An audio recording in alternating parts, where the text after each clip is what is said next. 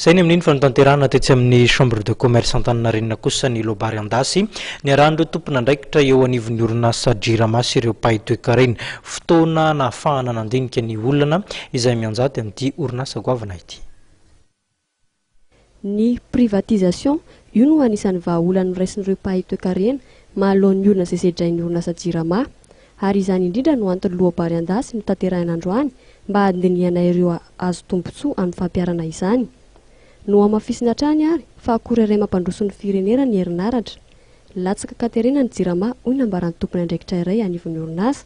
No amafisina anefa fa azo arenina tsara zany ary tsy amin'ny alalan'ny fampakarana ny tarifa velively.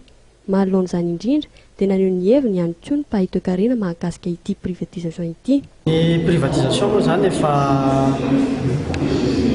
efa traikefa efa nataontsika izy io tamin'ny fotoanany hoe ajustement structurel sy ny ohatrany reny betsaka ny lafy tsarany ary betsaka ihany koa nefa ny lafy ratsiny. Fa ny zavatra misy hatramin'izao aloha dia ny lafy ratsiny no raisitsika zany ka ny hoe atao na tsy atao iny miankina amin'ny volonté politika eto Madagasikara ihany. Manana toerana lehibe amin'ny fampandrosoana ny toe-karena ny herinaratra satria miankina betsaka amin'izany ny fisian'ny orinasa amin'ny firenena iray. Ny politika zany no mifehy sy mitantana ny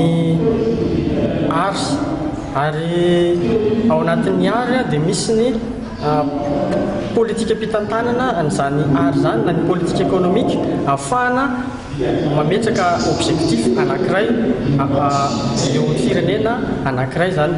Ka ninonino raha te handroso isika dia tsy maintsy mandalo amin'ny olo hoe industrialisation io. Ny tsy fahampiany mpamatsy vola ihany koa dia anisan'ny miteraka ny olana eo amin'ny Jirama satria tsy ampy ny oentomana hanodinana ny orinasa. Ny fampiarana ny privatisation ho an'ireo mpahay toe-karena dia sehatra azo idirina tsara rehefa voaja ireo fepetra mahakasika izany, indrindra ny fahaizana amin'ny fihetsehana sy aorian'ny fampiarana ny privatisation. Ilaina ihany koa ny fanomanana ny fahavononana ho an'ireo sehatra maro voakasika izany.